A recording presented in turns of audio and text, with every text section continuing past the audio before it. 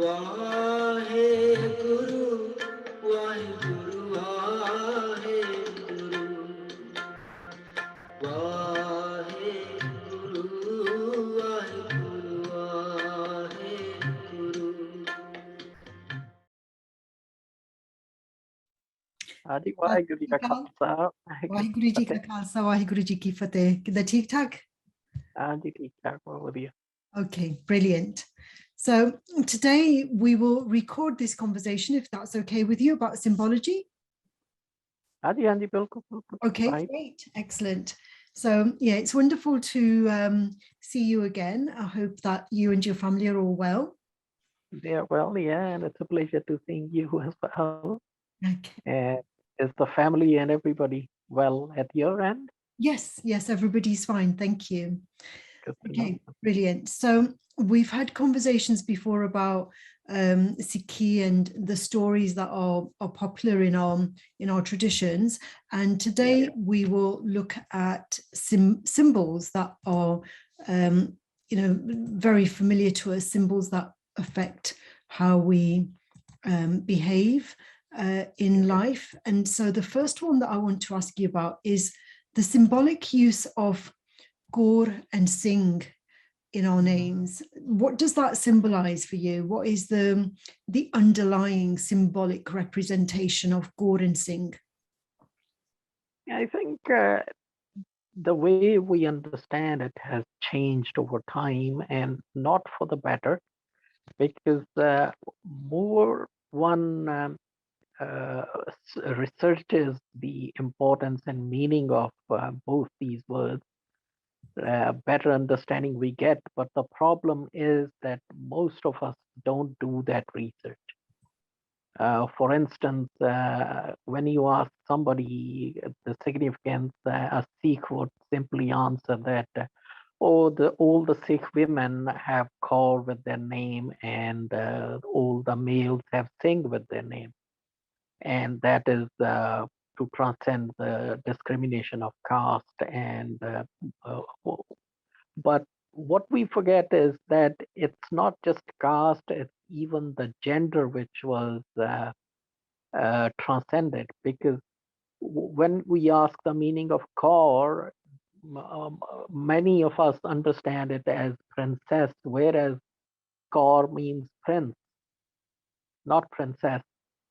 And the idea was that the prince was to look after the state, let's say the management of the state, the governance of the state, and the Singh was the protector. So those were the traits, the character traits, which were or which still are signifying or signified by these two names. So once you understand that, then you also understand how the gurus transcended gender along with the caste and all the other discrimination. So these things we need to really pass on to the understand ourselves, imbibe it, and then pass it on to the next generation. Because otherwise, the deeper meaning, the deeper significance, and all the history, the starting point, especially from where this all began, is gradually getting lost. That's a very important point that you've made. I don't often hear people say, reminding us that Gaur actually means prince. I have heard it before. I've heard, like when I've seen films, I've heard princes being referred to as Gaur, and I wasn't sure about the significance of it, but I think that in popular understanding, especially in the Western world, most people that I have spoken with, they think that Gaur symbolizes princess rather than prince. Yeah. That's a misunderstanding, isn't it? It is a misunderstanding, because Kaur actually means prince. And prince then embodies in that term prince itself the rights of governance and to manage the household or the kingdom. And that was the role of the women. And they actually played that role when the government of the day in the 18th century had put a price on the heads of the Sikhs, and they were being hunted for those rewards. And the males went into the jungles, and the women then looked after the family and the household and everything. Yeah. So yeah, so they were responsible for the management of the households, the management of the community, whereas the Singhs, they were the warriors who were guarding or protecting Yeah. the community. Okay. Yeah. All right. And in the Western world now, when I hear like yourself, you use Singh rather than the family surname. When I see people using with Singh and Gaur in their name, then I feel a sense of affinity with them. I feel Right. like a shared history, a shared kind of shared values.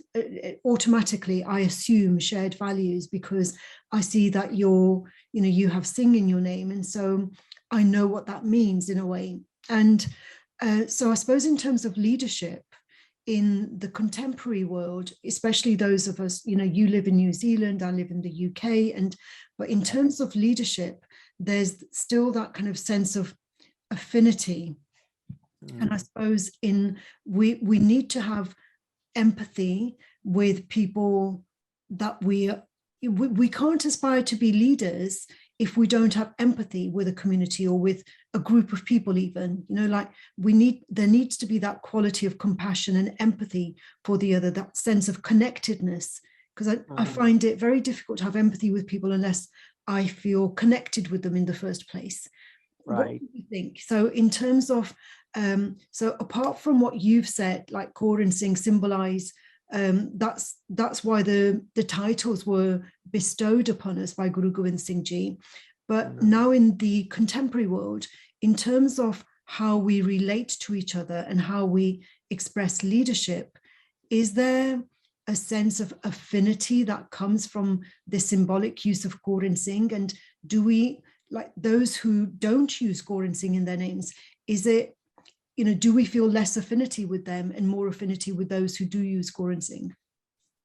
I think so, because there are quite a few aspects of this, what we feel. One that you have just described regarding the affinity when we see somebody introduce themselves as Kaur or Singh, when they tell us their name, or when we see a person in a turban, or when we see a Sikh woman, uh, from the dress or from other signs, we can judge that she seems to be from my community.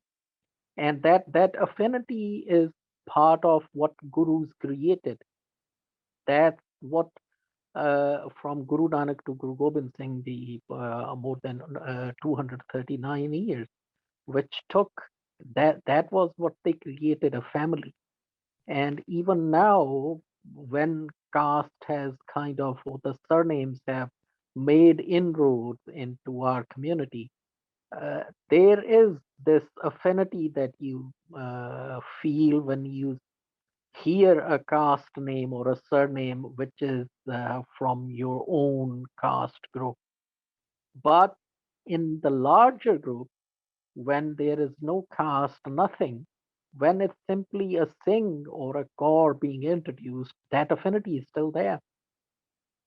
And Then we have to look at the underbelly of that, in the Western world, do you think that some people anglicize their names because they want to feel an affinity with the people that they work with, because they feel that they may get left behind in terms of leadership if they don't create an affinity? And that affinity sometimes is by giving up their traditional names and taking on an anglicized name so that the people that they're dealing with feel a close connection because their names are the same?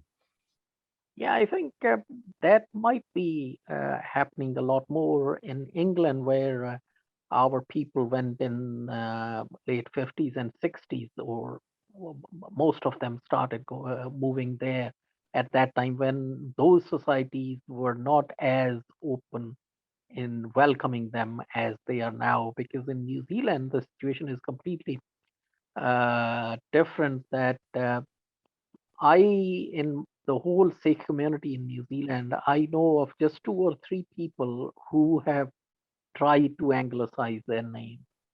And they are mostly, they end up being butt of jokes in the community rather than being seen as something that is being imposed on them.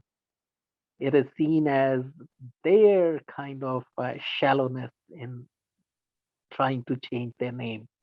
Because what this society welcomes is the really difficult names of the people from Pacific Islands. They have all these accents in their names, and special effort is made to pronounce their names correctly. So the Sikh names are pretty straightforward. So they are, we don't feel any need to anglicize the name, and so that the others can pronounce it properly. In fact, in most of the cases, it's people who make an extra effort to ask me to, okay, spell it so that I don't mispronounce your name. And so that doesn't apply to New Zealand, might apply elsewhere or in a different time. That's very interesting. It's I'm glad to hear that the situation is like that in New Zealand. Here in England, most people who are not Punjabis call me Jesvia rather than Jasveer. They Right. find, yeah, you see, they think that Jasveer is too hard to pronounce, and so I've had to live with being called Jesvia. Yeah, the funny thing about my name is that many of the people I meet in my own community for the first time, they tend to call me Veerpal rather than Verpal, because Verpal is less common name than Veerpal is. So they just assume that my name is Veerpal rather than what I'm saying, it's Verpal. Okay, brilliant. Okay, so let me ask you about the next thing. I'm really looking forward to your ideas about the Gurumaki, because I know you've studied this. So the Yeah. fact is that Gurumaki was created by our gurus to as a written form so that we could understand the Gurbani in the language that it was spoken in. But at the time that Gurumaki was created, there were other languages like Sanskrit, like Farsi, and so in your view, what does this symbolize? Why did our gurus create a new Gurumukhi script for us rather than using what already existed? There are many aspects of this as well. One is that the Gurmukhi script is based on what is called Landa script, which was the script of the traders. And traders, the important aspect of the traders script was that because in those days traders used to visit towns and regions um annually, or sometimes once in 2 years. And every time they visited a new place, they had to communicate with those people. They had to sell what they had brought and make a sales pitch. And they used the language that they had um, developed as a contact language, which kind of incorporated vocabulary from many languages. And then they had to keep records of what they had purchased, what they had brought, what they were able to sell, and what profit or loss they made. And this was the script, the Landa script that they were using. So what Guru Pasha did, they refined the script and they changed the order in which the script, the Landa script, was being used.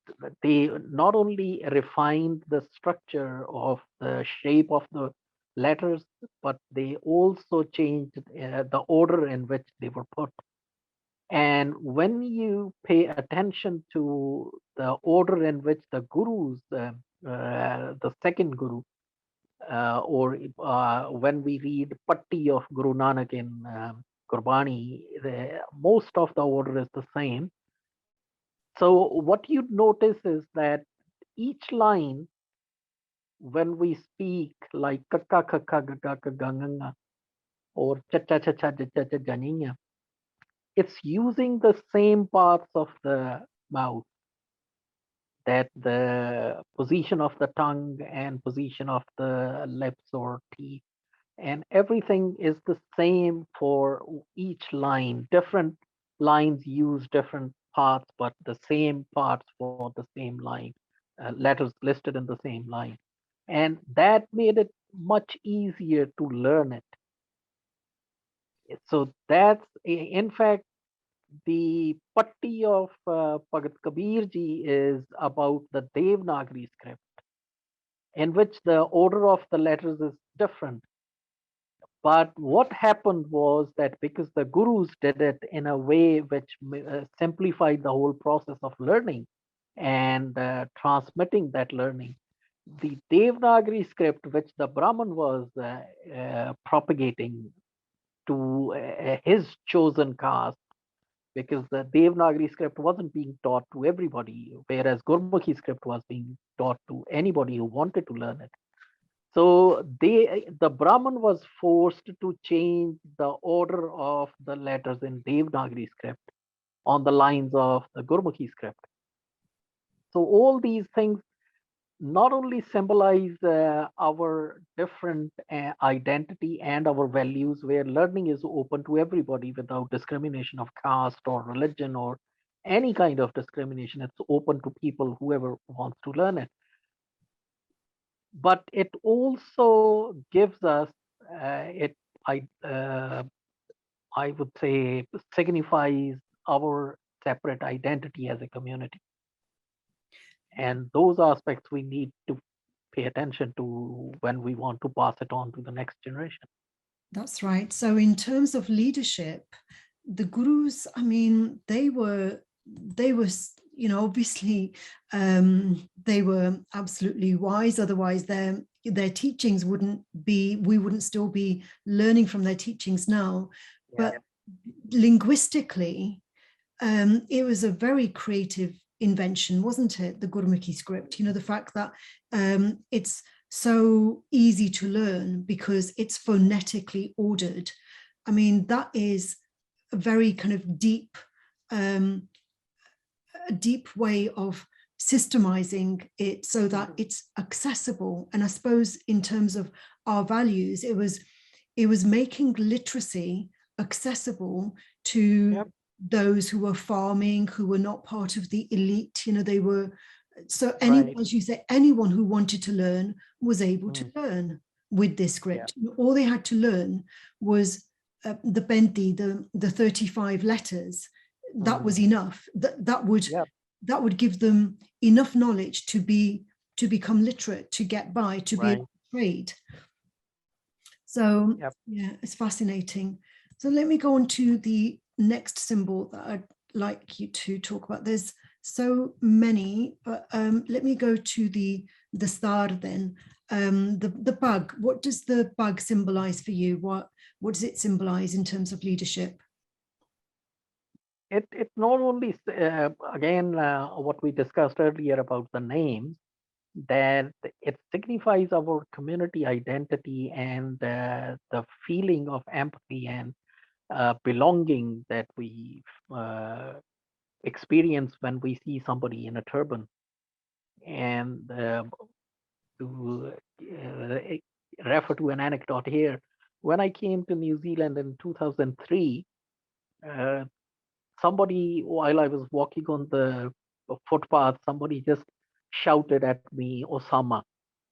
And I couldn't understand what was being said. So then somebody else who was walking with me, local New Zealander, that person said that, oh, they shouted Osama at you. And it's a racial slur. And then they explained it's Osama bin Laden that they are referring to, and they are calling me that. And I said, why? They don't know, they don't understand the difference between who Osama is and that I am from the Punjab and a Sikh. And the person who was walking with me, they said that for them, the turban that Osama wears is kind of similar to what I was wearing. And I couldn't understand it because for a Sikh, it's quite easy to differentiate between turbans. But for a non-Sikh, it seems that it's an issue to differentiate. Okay, that turban is a Muslim turban. This turban is a Sikh turban. That turban is a different geographical region that people wear it. So it kind of made the importance of the Sikh turban a little more for me to understand or appreciate that this is a unique thing that we need to appreciate. That's right. I think that in terms of leadership, the turban, the star is part of being visible for who you are, and that visibility, it has both positive and negative connotations. The positive being that people associate the star with being courageous and standing up for your rights, and at the same time, those who are ignorant of what kind of turban, who you are, they associate it with terrorism nowadays, and a lot of people have been killed because they're wearing a bag, and it's like because people who kill them, they don't know the difference, or they don't want to know the difference. Maybe it's a question of like they don't really care what the difference is. Mm.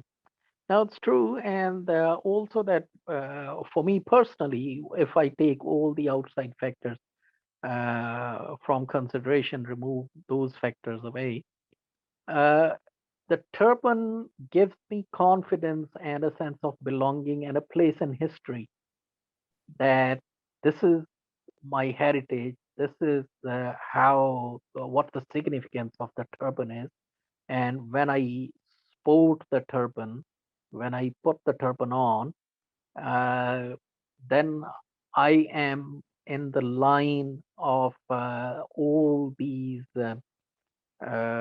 historically significant figures, and I feel the responsibility to pass that on to those who are younger than me. That feeling, they can read the history, but to pass on that feeling is important as a living symbol with our history. So that way, when somebody cuts their hair off, that's what hurts.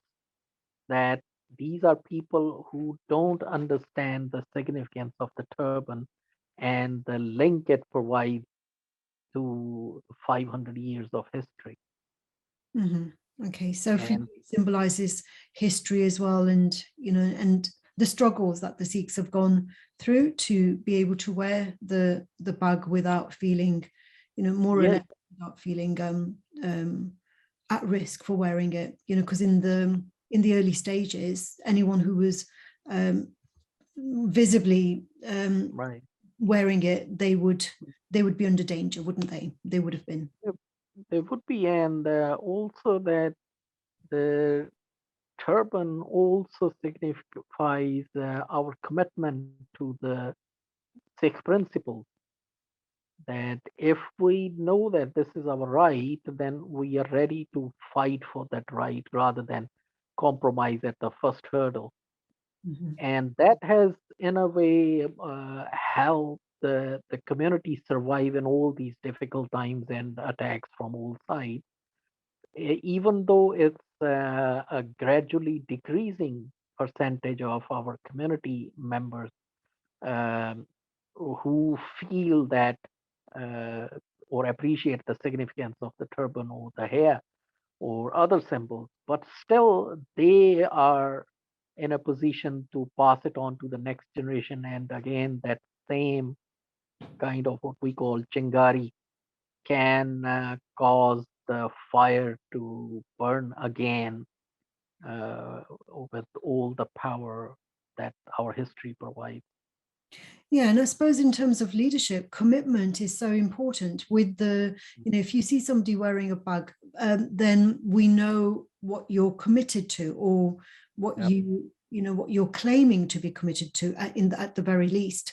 Without it, sometimes we don't know. If we don't know what a person is committed to, it's very difficult to follow that person. We have to know what we're following, and so yeah. So I suppose it's making visible what our values are in terms of saying, this is what I'm committed to. I'm wearing the dastard because I'm committed to Sikhi. And I'll also like to refer to this the incident which I think has been taking a lot of space on social media since yesterday of Sukhbir Badal, the son of Prakash Singh Badal. The whole Badal family is kind of a blot on the Sikh community at the moment. That I don't think there's any Sikh principle that these gentlemen haven't betrayed. So the problem is that Sukhbir Badal, obviously with the turban and beard and everything else, goes to a Hindu temple and then performs all the rituals which are an anathema to any Sikh.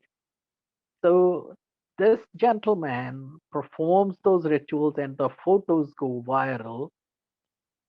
But again, as you said, that although the turban identifies him as a Sikh, but his actions tell us that this guy is not to be trusted or not to be accepted as a leader because he's not committed to what a turbaned person should be behaving like. He's not following those rules, and that reflects in itself on his qualities as a leader or his claims to be a leader.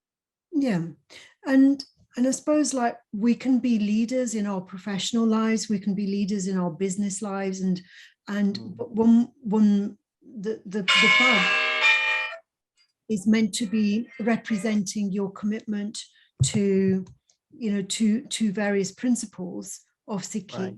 So I suppose there is that kind of lack of alignment, which, and a leader needs to be in integrity. They need to be in alignment with what they're claiming.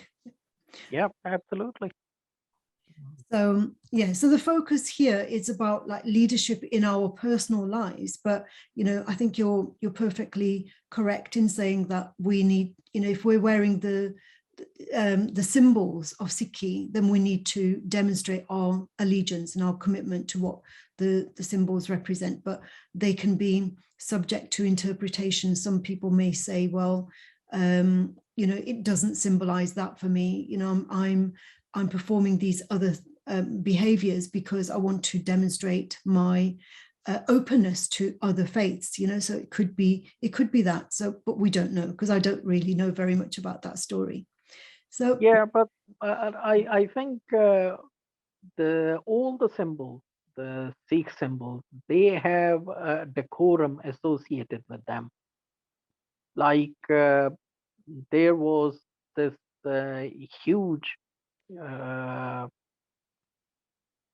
chorus of protest from within the community when the Shiv Sena people, the extremist Hindu organization, which is always looking to cause trouble in Punjab, especially, what they started doing deliberately to provoke the Sikhs was that they put on these gatra, the kirpan, And they bought the kirpans from the shops outside the gurdwaras. They put them on, and then they, by design, openly in public, put these gatras on, kirpan on, and started smoking cigarettes in their hands, and no turban, nothing, just to provoke the Sikhs. Because these guys know that there is a decorum associated with a person who's wearing a kirpan.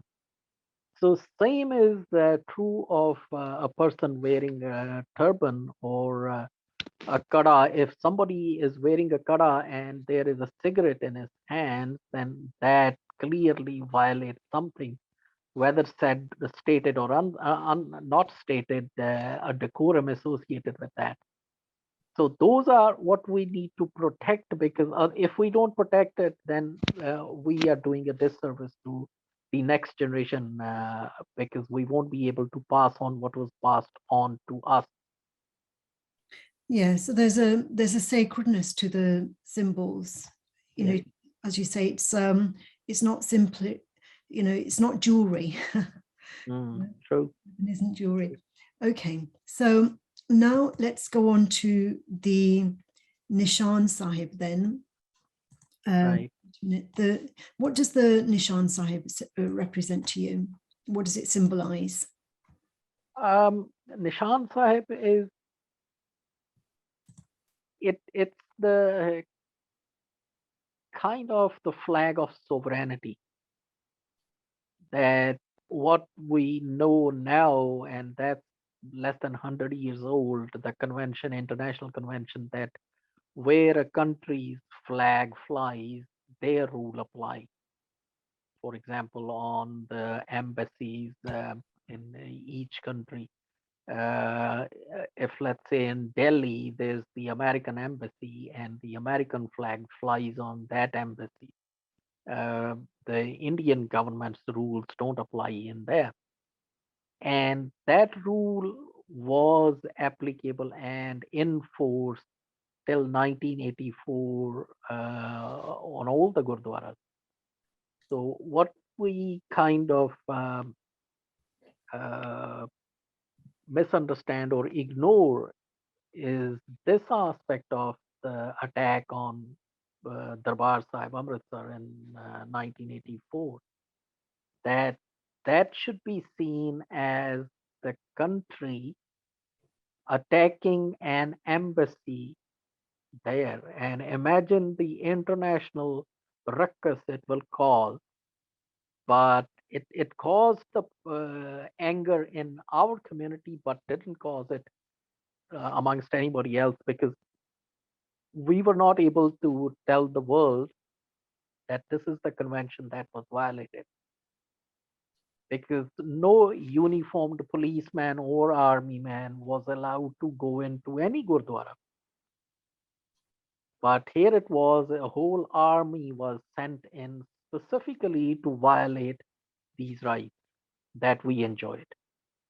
So Nishan Sahib for me is the symbol of our sovereignty as a community. When the British colonists asked the Sikh writer and army general Ratan Singh Pangu, so who made you the kings, the emperors? And he answers that our royalty is bestowed on us by the Guru. And the Nishan Sahib is the symbol that symbolizes the sovereignty that the Gurus have bestowed on us. And we enjoyed it, we protected it, but somehow we have lost the significance of that in our own mind, especially the generations which are coming. Uh, Maybe our generation still understands that, but those who are coming after us, seems to our failure that we haven't yet been able to pass it on to them. That where Nishan Sahib is, that means it's only the Guru's hukam which is followed there. Nobody else is allowed to uh, trump the Guru's hukam. Mhm. Right. So it's I suppose whenever we mark a place with a flag, it's claiming territory, it's claiming the space, and it's usually something which we have fought for, or our ancestors have fought for the right to claim that spot. And so here in the West, people pool their resources together to open gurdwaras. And so when they've opened a gurdwara, the Nishan Sahibs, it's like a statement of triumph, I suppose, of celebration. It's like we have managed to achieve this, and it's a sanctuary, it's a space which there is ownership, that if we say, well, people can't go into the gurdwara with their shoes on, we have the right, because we've fought for that right to, like to have a space where there is no smoking, no kind of alcohol and no meat.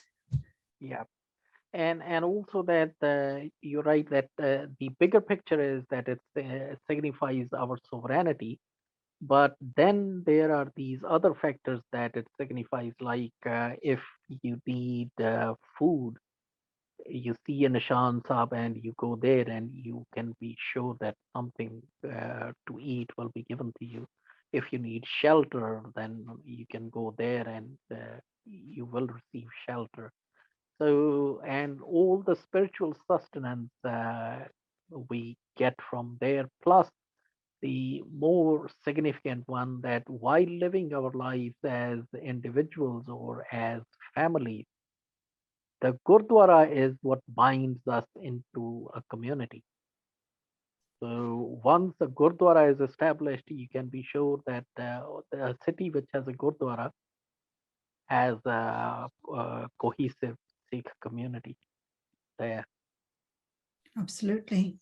Yes. And in Stafford, we have one Gurdwara, which I think I've spoken to you before about it, that my parents, they helped to found that, like back in the late 60s. But now I live in Birmingham, and so in Stafford, the community is very strong, as you say, exactly. The community is formed around the Gurdwara. They've all collaborated to establish the Gurdwara, to keep it going. But now I live in Birmingham, and in Birmingham, there are at least 20 Gurdwaras that I know of. There's probably more than 20. And so there, it doesn't, for me, I don't feel a part of a community with any of them. This is a city, whereas Stafford is a town. So there's that. But where there are too many Gurdwaras, in some sense, it also indicates a lack of cohesion, because most of these Gurdwaras are half empty. You go into them to do Matha Tek and there's hardly anybody there. And you think, why all these big buildings with very few people? It's a problem which has been introduced in our community or has been pushed in our community by forces outside our community. Because I have studied a few cities, not just in the West, but also in India, how these gurdwaras came about. And you will always see that there is an extraneous factor which is pushing newer gurdwaras. And those extraneous factors can be that in the post 1984 period, it was the government's effort, the government of India's effort to control our community and to keep it divided. For instance, just to give you an example, that till 2003, which is a significant period, nearly 20 years from 1984, there was only one Gurdwara in Auckland. At the moment, from 2003 to 2021, which is 18 years, there are now 8 or 9 Gurdwaras. So the first Gurdwara was built in 1983, and for 20 years, it was just one Gurdwara. In the next 18 years now, there are 8 or 9 Gurdwaras now. And till 2003, that one Gurdwara had cash reserves of more than $1.5 million. No mortgages on the Gurdwara, but cash reserve. And now all these gurdwaras which are there, every gurdwara carries a huge mortgage and no cash reserves with any organization that's running the gurdwara, and no project for the youth is being executed. All the resources are going into paying the mortgage interest and mortgage payment. So it's been brought about by the selfishness of the people, or pushed by those who have affinity with the government of India, and whatever orders have come their way, or whatever reasons that they have. This is how it manifests itself, and how it enables the government to keep tabs on the community and not let any resources gather enough strength that we as a community are able to look after our own interests. Yeah, that's a very, very interesting point that I wasn't aware of at all. The Gurdwara that I talk about in Stafford, that our family created, 30 other families along with my own. Yeah. They managed to pay off the interest on it in the early 70s. So Right. 70s, there is, there is no mortgage on it. They paid off that very small mortgage that they put their money together, but there was still a little bit of mortgage. Right. But they paid it off within maybe about 5 or 6 years, and Yeah. and so it's and I suppose that's also the other thing about cohesiveness. That money that is there, it's not borrowed money. They're not borrowing money for anything that they do. Whereas here in Birmingham, I'm not sure, because I'm not that close. This is again. I'm pretty sure that they are all carrying these mortgages, and everything is being kind of sucked out of the community like leeches sucking blood. That's what's going on. Yeah, that's very interesting. So in terms of leadership, it's important to be self-sufficient. It's important to Yeah. be collaborative rather than individualistic. And so let me now talk about the final thing that I'd like you to comment on, and that is Guru Gobind Singh Ji's horse and falcon. What do they symbolize? What does the horse and falcon symbolize in terms of leadership? I don't really pay too much attention to these uh, manifestations of artists' imagination, but it is a fact that the historical literature says that the guru had a falcon. The horses were common because from the time of, let's say, at least the fifth guru, the horses were part of the Sikh culture, or we hear of the traders from Afghanistan and traders from Iran coming in with their uh, top quality horses and bringing them as gifts or for trade to Amritsar, or in the 10th Guru's time to Anandpur. But the falcon has significance in the literature, the contemporary literature, because the sixth Guru is also said to have had falcon. The first war or conflict with the Mughal army that happened between the Sikhs and the Mughals in 1627, it happened because of a falcon of the Mughal either governor or emperor, which flew to the Sikh territory, and we got it and refused to give it. So that's how the first battle happened. And what I have been able to glean is that falcon is appreciated for its independence, its sovereignty. That there is this the whole concept of how to enslave a falcon. That when you catch a falcon, you have to keep it hooded and let it starve.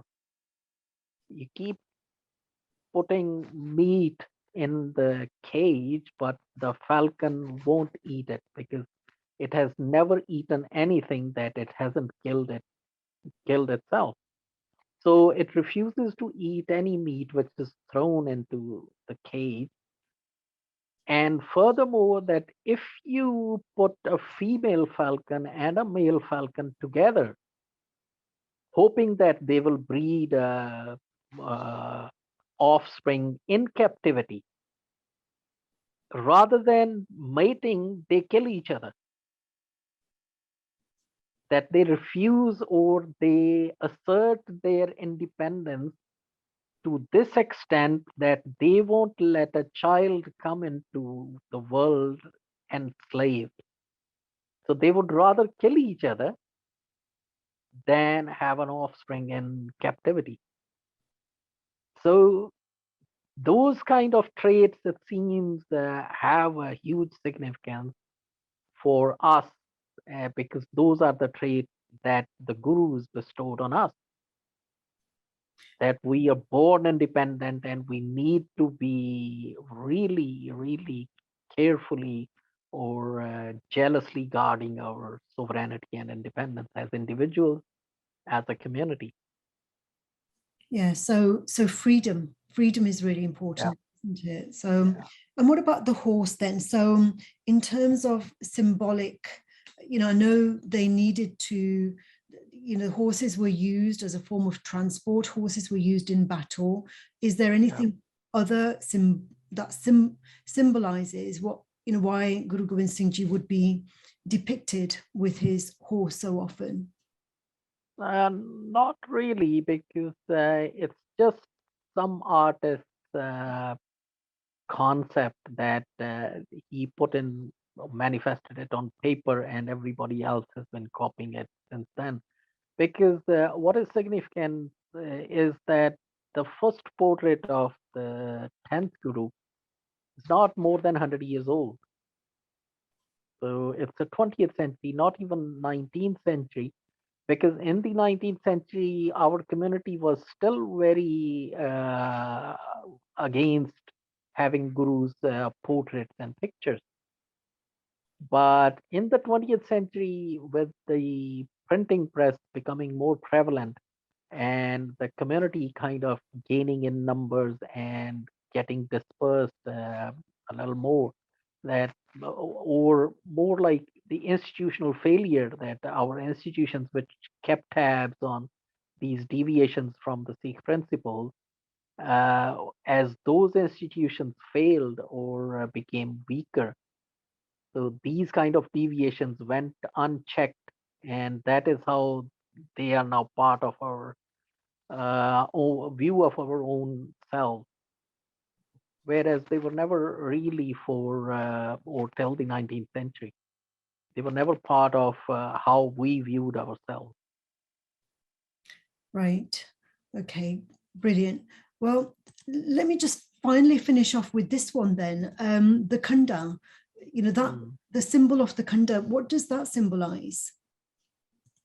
Khanda, I think, is has a lot of significance in the sense that the kirpans on the side, the circle, and the khanda in the middle, uh, they all have their own significance. Like from the sixth guru onwards, we know that the two swords are one for Miri and one for Piri. So one for the worldliness and one for spirituality. But it also means that the khanda in the middle, which is the double-edged sword, it signifies those two, Miri and Piri, coming together and forming one, which is that, like the English saying goes, two sides of the same coin. So, what the lesson there is that Miri or material needs or world is not separate from the spiritual world. They are part and parcel of the same life. We can't say that I am following the spiritual life, so I can ignore the material aspects of life, or I'm material person, so I don't need to be careful about the spiritual side. That is why this whole issue with what Sukhbir Badal did, that he's violating all the spiritual principles and the spiritual framework while pursuing the material or political goals. So that's what the significance of the khanda is. And the circle in the middle is again that there is no beginning and no end. That we can't say that somebody has to start from spiritual journey and then gradually go into material, or somebody has to start from material this point and then gradually progress into the spiritual. That each individual can start at any point. What the circle signifies, that it's up to us, up to the individual and Paramatma Vaheguru, that where the bakshish happens, the grace we feel, and that kind of gives a turn to our life. So there are a lot of uh, significant aspects to the khanda, and I have done a lot of research on where exactly it originated and how it came into being, but there's not much that we can find. But it's brilliant. More we read about it, but there's nothing on its origin that I have been able to glean. Mm. Okay, well, fascinating discussion. Thank you so much. That has been very, very inspiring, and I feel that I've learned a lot in listening to your anecdotal experiences. Thank you, Herbert, and I really appreciate the opportunity to put these thoughts on the record, so somebody would be able to use them. Yeah, brilliant. Okay, thank you very much. Thank you.